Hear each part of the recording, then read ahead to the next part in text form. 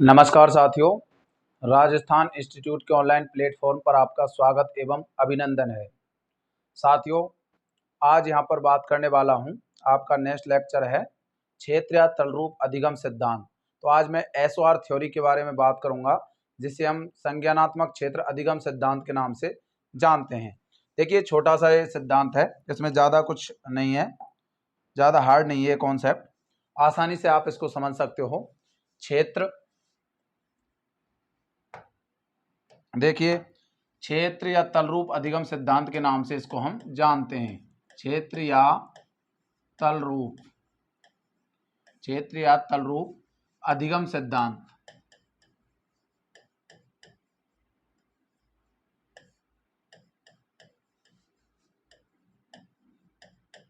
इसको हम कह देते हैं क्षेत्र या तलरूप अधिगम सिद्धांत के नाम से इसको जानते हैं। इसे एसओआर थ्योरी के नाम से भी हम जानते हैं। एसओआर थ्योरी, इसको आप एसओआर थ्योरी भी लिख सकते हो। क्षेत्र या तलरूप अधिगम सिद्धांत, इसके बारे में आज हम बात करने वाले हैं। देखिए, क्षेत्र या तलरूप अधिगम सिद्धांत जो है, ये किन के द्वारा दिया गया? इनको कुर्तलेविन के द्वारा यहाँ पर दिया गया था। कुर्तलेविन के द्वारा क्षेत्र या तलरूप अधिगम सिद्धांत दिया गया था। अब मैं यहाँ पर कुर्तलेविन का थोड़ा यहाँ पर इंट्रोडक्शन आपको बता देता हूँ। देखिए, कुर्तलेविन मूल रूप से जर्मनी का रहने वाला था, लेकिन अमेरिका में रहते हुए इन्होंने अपने प्रयोग किए थे। कुर्तलेविन कहाँ का रहने वाला था? कुर्तलेविन यहाँ पर जो है अमेरिका का, मूल रूप से तो था ये जर्मनी का, मूल रूप से जर्मनी का था, मूलतः कहाँ का था ये?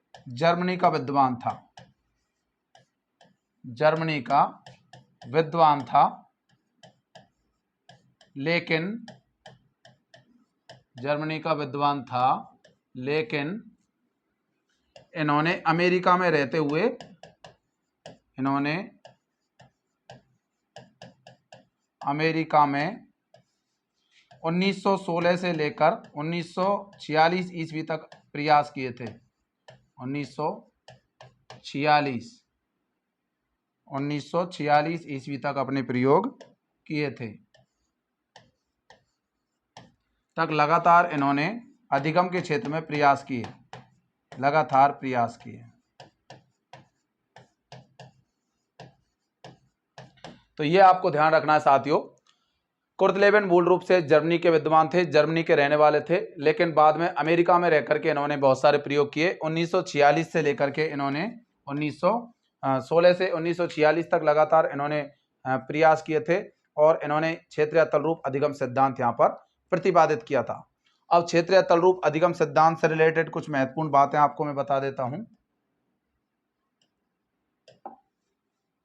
देखिए, क्षेत्र या तलरूप अधिगम सिद्धांत मुख्य रूप से आपको ध्यान रखना है कुर्तलेविन के द्वारा दिया गया था। अब कुर्तलेविन ने इस सिद्धांत के बारे में एक प्रयोग किया था, उस प्रयोग को मैं बता देता हूं, जो कि एक बालिका पर इनके द्वारा ये प्रयोग किया गया था। तो कुर्तलेविन ने एक बालिका पर प्रयोग किया था। उन्होंने यहाँ पर एक बैरियर इस प्रकार से बनाया था,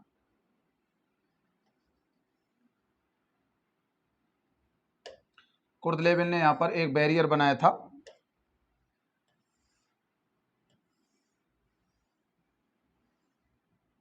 यहाँ पर एक खिलौना था,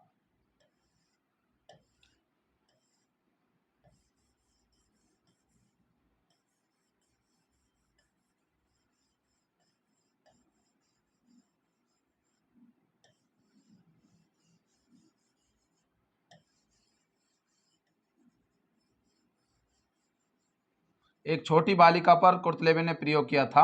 अब इस सिद्धांत के माध्यम से कुर्तलेविन क्या समझाना चाह रहा था, वो मैं आपको यहाँ पर बता देता हूँ। देखिए साथियों,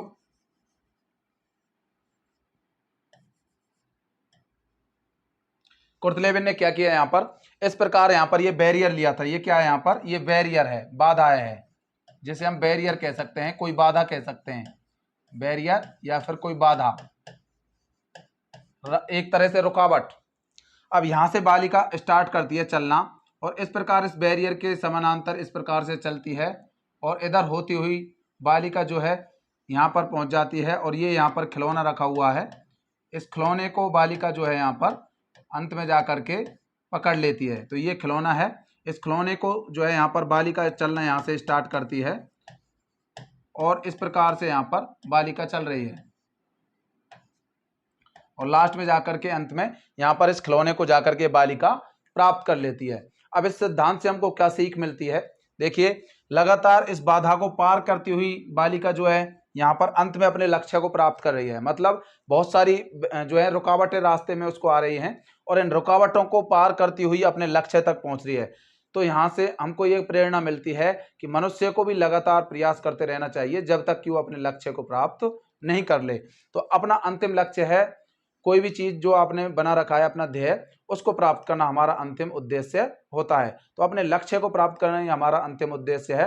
तो व्यक्ति को लगातार प्रयास करते रहना चाहिए और जो उसने अपना लक्ष्य बना रखा है उसको वो प्राप्त कर सकता है आसानी से, यदि वो जो है लगातार प्रयत्न करता है या लगातार प्रयास करता है तो अपने अंतिम लक्ष्य को आसानी से प्राप्त कर लेता है। जैसे एक छोटी बालिका ने यहाँ पर जो है लगातार जो है प्रयास किया और निरंतर जब अभ्यास किया और चलती रही तो अंत में जाकर के उसने अपना जो लक्ष्य था खिलौना प्राप्त करना, उसको उस बच्ची ने जो है यहाँ पर बालिका ने आसानी से प्राप्त कर लिया। तो ये यहाँ पर कुर्ट लेविन ने प्रयोग किया था, ये आपको ध्यान रखना है। ये था कुर्ट लेविन का प्रयोग, कुर्ट लेविन का प्रयोग, ये कुर्ट लेविन ने प्रयोग किया था यहाँ पर, ये आपको ध्यान रखना है। तो ये कुर्ट लेविन का प्रयोग था। आप इसका डायग्राम यहाँ पर बना सकते हो या फिर इसका स्क्रीनशॉट ले सकते हो या फिर आप इसका फोटो भी यहाँ पर खींच सकते हो। उसके बाद मैं यहाँ पर नेक्स्ट स्टार्ट करने वाला हूँ कुर्ट लेविन से रिलेटेड कुछ महत्वपूर्ण बातें। इस सिद्धांत में देखो, मैं आपको बता देता हूँ कुछ महत्वपूर्ण शब्द इन्होंने काम में लिए थे कुर्ट लेविन ने, जिनको मैं लिख देता हूँ यहाँ पर। कुर्ट लेविन ने यहाँ पर क्षेत्र शब्द काम में लिया था या फिर इसको तलरूप भी कहा था, क्षेत्र या तलरूप या फिर वेक्टर, वेक्टर या फिर शक्ति आदि शब्द जो है कुर्ट लेविन के द्वारा ही प्रयोग किए गए थे। आदि शब्द कुर्ट लेविन ने प्रयोग किए, आदि शब्द कुर्ट लेविन ने प्रयोग किए थे।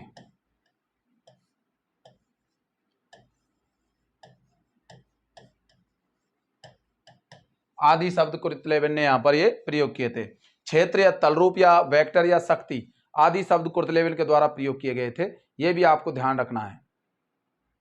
इस सिद्धांत में कुर्ट लेविन ने प्रेक्षणीय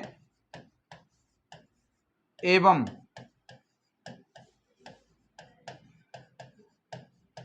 वातावरणीय व्यवहार पर जोर दिया था, वातावरणीय व्यवहार पर जोर दिया था। इसलिए इस सिद्धांत को जोर दिया था, इसलिए इस सिद्धांत को संज्ञानात्मक क्षेत्र अधिगम सिद्धांत कहते हैं। इसलिए इसे संज्ञानात्मक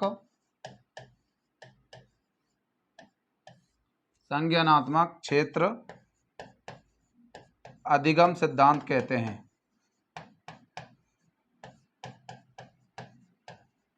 इसका मतलब क्या है वो समझा देता हूं। देखिए साथियों, यहां पर ये जो मैंने पॉइंट लिखा है, प्रेक्षणीय और वातावरणीय व्यवहार का इन्होंने जो है ज्यादा इस्तेमाल किया था। मतलब प्रेक्षण के आधार पर किसी चीज को सीखना या फिर वातावरणीय व्यवहार के आधार पर किसी चीज को सीखने पर जो है कुर्ट लेविन ने फोकस किया था। अब देखिए, जिसमें हम किसी चीज को प्रेक्षण कर करके अपनी आंखों से देख करके किसी चीज को सीखते हैं, तो इसका मतलब हमारी बुद्धि का उसमें हमने यूज किया है, उसको हमने संज्ञान में लिया है। संज्ञान जहां शब्द जुड़ जाए, इसका मतलब उसमें बुद्धि का कहीं न कहीं इस्तेमाल किया गया है, जो हमारी आंखों देखी घटना है एक तरह से। तो संज्ञानात्मक क्षेत्र अधिगम सिद्धांत, इसी वजह से इसको हम कह देते हैं। तो यहाँ पर संज्ञानात्मक शब्द जो जुड़ा है, इसी कारण से मैंने यहाँ पर जोड़ा है, क्योंकि यहाँ पर प्रेक्षणीय और वातावरणीय व्यवहार पर जो है विशेष फोकस किया गया इस सिद्धांत में। इस वजह से इस सिद्धांत को संज्ञानात्मक क्षेत्र अधिगम सिद्धांत, जिसे हम SOR थ्योरी भी यहाँ पर कह देते हैं। तो ये आपको यहाँ पर ध्यान रखना होगा। अब ये सिद्धांत हमको क्या सीख देता है, इसकी कुछ उपयोगिताएं भी हैं, वो भी मैं बात करने वाला हूं। तब तक आप इसका स्क्रीनशॉट यहां पर ले सकते हो।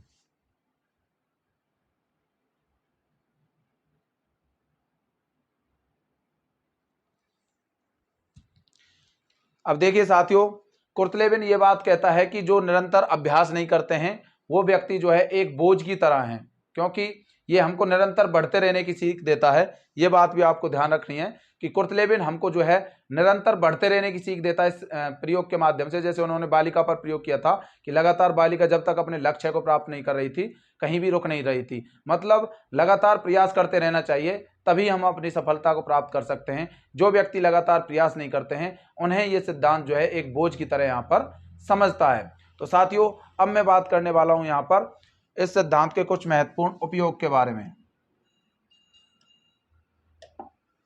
चलिए, अब मैं बात करूंगा यहाँ पर इस सिद्धांत के कुछ महत्वपूर्ण उपयोग। अब मैंने यहाँ पर जो है कुछ उपयोग यहाँ पर आपको लिखूंगा, वो आपको जो है याद रखने होंगे। उपयोगिता, अब इस सिद्धांत के क्या क्या यहाँ पर उपयोग हैं, कहाँ पर इनके उपयोग किए जाते हैं, उनकी मैं यहाँ पर बात करूंगा।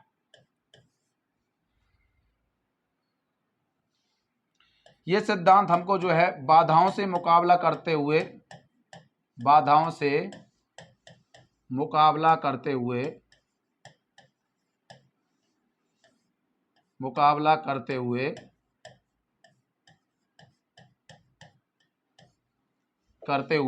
निरंतर आगे बढ़ने की सीख देता है, निरंतर बढ़ते रहने की सीख देता है, निरंतर बढ़ते रहने की सीख देता है।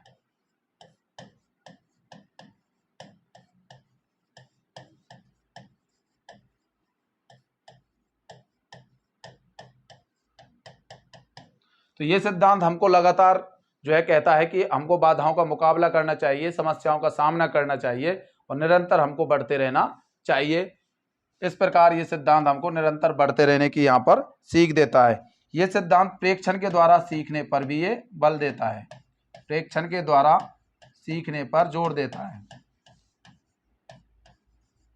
अर्थात हमको कोई भी चीज जो है प्रेक्षण करने के बाद ही सीखनी चाहिए, प्रेक्षण के द्वारा सीखने पर जोर देता है।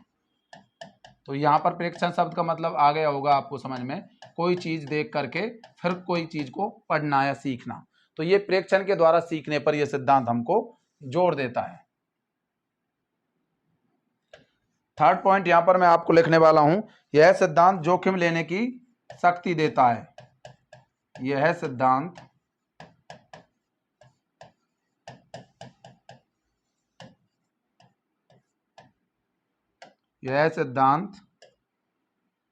जोखिम लेने की शक्ति देता है।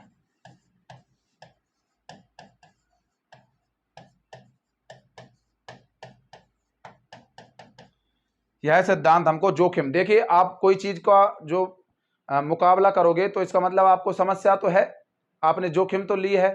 तो आप जोखिम नहीं लोगे तो किसी चीज का आप जो है सामना करना नहीं सीखोगे और लक्ष्य को भी प्राप्त नहीं कर पाओगे। तो ये सिद्धांत हमको जोखिम लेने की शक्ति देता है कि हमको जोखिम लेना चाहिए, रिस्क लेना चाहिए। रिस्क नहीं लोगे तो सफलता प्राप्त नहीं होगी, क्योंकि हर सफलता के पीछे कोई ना कोई रिस्क यहाँ पर होती है।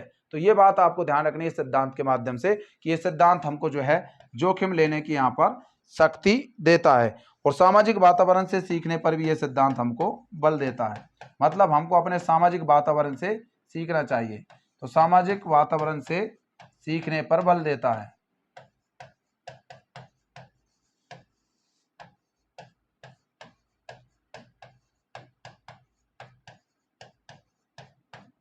यह सिद्धांत हमको सामाजिक वातावरण से सीखने पर बल देता है। इस सिद्धांत के माध्यम से हम जो है हम अपने सामाजिक वातावरण में रहते हुए कोई चीज सीखें, उस बात पर यह जोर देता है। तो मतलब अपने सामाजिक वातावरण में रहते हुए कोई चीज हमको सीखनी चाहिए, तो सामाजिक वातावरण में रहते हुए सीखने पर यह सिद्धांत जो है यहाँ पर बल देता है। यह सिद्धांत आत्मविश्वास को भी बढ़ाता है,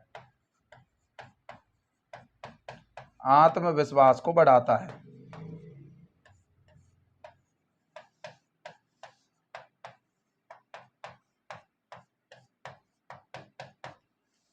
बढ़ाता है तथा सकारात्मक सोच पर बल देता है।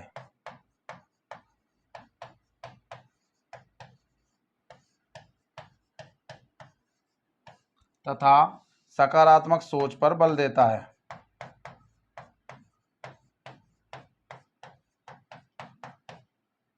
देखिए, इस सिद्धांत के माध्यम से हम जब लगातार किसी चीज को पाने की कोशिश करते हैं, अपने अर्थात अपने लक्ष्य को प्राप्त करने की कोशिश करते हैं। अर्थात ये सिद्धांत हमको आत्मविश्वास को बढ़ाता है कि हमको निरंतर अभ्यास करना चाहिए, लगातार अपने लक्ष्य की ओर अग्रसर होना चाहिए। तो आत्मविश्वास बढ़ेगा तो आप जो है एक सकारात्मक सोच आपके मस्तिष्क में आ जाएगी और वो सकारात्मक सोच ही आपके लक्ष्य को प्राप्त करने में यहाँ पर सहायता करेगी। तो ये सिद्धांत आत्मविश्वास को बढ़ाता है, साथ में आपकी सकारात्मक सोच को भी यहाँ पर ये बढ़ाता है और आपके लक्ष्य को प्राप्त करने के लिए यहाँ पर यह सिद्धांत अग्रसर आपको करता है। तो ये इस सिद्धांत की कुछ महत्वपूर्ण उपयोगिताएं हैं।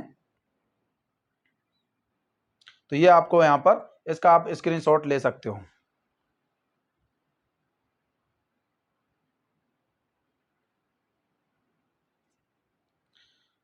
तो साथियों ये यहाँ पर आपका ये सिद्धांत जो है कंप्लीट हो चुका है। तो इस सिद्धांत में एक आपको एक पॉइंट और बता देता हूँ। कुर्तलेबिन ने 1946 में सामाजिक क्षेत्र में भी जो है इस सिद्धांत को अपनाया था, क्रियात्मक अनुसंधान को उन्होंने अपनाया था 1946 में। ये बात भी आपको यहाँ पर ध्यान रखनी है। तो ये ज़्यादा इंपॉर्टेंट पॉइंट नहीं था, इसलिए मैंने यहाँ पर आपको लिखा नहीं है। तो ये आपके कुछ इस सिद्धांत का उपयोग है, ये आपको ध्यान रखना है। तो क्षेत्र या तलरूप अधिगम का सिद्धांत एसओआर थ्योरी के नाम से जानते हैं, संज्ञानात्मक क्षेत्र अधिगम सिद्धांत कहते हैं। कुर्तलेबिन ने 1916 से लेकर के 1946 ईस्वी तक लगातार प्रयोग किए थे, प्रयास किए थे और उन्होंने एक बालिका पर प्रयोग किया। उस बालिका को जो है उन्होंने एक बैरियर के माध्यम से यहाँ पर समझाया है। वो बैरियर मैंने यहाँ पर आपको डायग्राम भी बना दिया। एक बालिका जो है लगातार प्रयास करती है और इस बैरियर को पार करते हुए अंतिम रूप से अपने लक्ष्य को यहाँ पर प्राप्त कर लेती है। इस प्रकार उन्होंने इस बैरियर के माध्यम से कुर्तलेबिन ने अपने प्रयोग को यहाँ पर समझाया। तो ये क्षेत्र या तलरूप अधिगम का सिद्धांत या संज्ञानात्मक क्षेत्र अधिगम का सिद्धांत जो है ये कुर्तलेबिन के द्वारा दिया गया था। ये आपको ध्यान रखना है। कुछ महत्वपूर्ण उपयोग मैंने इस सिद्धांत के आपको बताए हैं। वेक्टर और शक्ति आदि क्षेत्र या तलरूप जैसे शब्द कहीं भी आपको ये दिख जाए, क्षेत्र, तलरूप, वेक्टर, शक्ति, ये शब्द जहां पर आपको दिख जाए तो आपको ध्यान आ जाना चाहिए कि कुर्तलेबिन ने ये शब्द जो है काम में लिए थे। तो यहां से भी क्वेश्चन बन जाता है। प्रेक्षणीय और वातावरणीय व्यवहार जैसे शब्द आपको कहीं काम में आ जाएं तो इसका मतलब यहाँ पर प्रेक्षणीय और वातावरणीय व्यवहार के आधार पर इन्होंने अपना प्रयोग किया था। इस वजह से इसको संज्ञानात्मक क्षेत्र अधिगम का सिद्धांत नाम दिया था, क्योंकि इसमें बुद्धि का यूज किया था प्रेक्षणीय और वातावरणीय व्यवहार के माध्यम से, इसलिए इसको संज्ञानात्मक क्षेत्र अधिगम सिद्धांत कहते हैं। संज्ञान शब्द का मतलब होता है बुद्धि से रिलेटेड, इसलिए इस सिद्धांत को हम संज्ञानात्मक क्षेत्र अधिगम का सिद्धांत यहाँ पर कहते हैं। तो ये सिद्धांत आपका कंप्लीट हो गया। नेक्स्ट वीडियो में आपको नेक्स्ट टॉपिक जो है इसका मिलेगा, नेक्स्ट सिद्धांत की बात हम करेंगे। तो वीडियो को लाइक करें, शेयर करें। यदि आपने अभी तक राजस्थान इंस्टीट्यूट ऐप डाउनलोड नहीं किया तो प्ले स्टोर से राजस्थान इंस्टीट्यूट ऐप डाउनलोड करें और अपने कोर्स को परचेज करें। लगातार आपको यहाँ पर वीडियोज मिलेंगी। जय हिंद, जय भारत।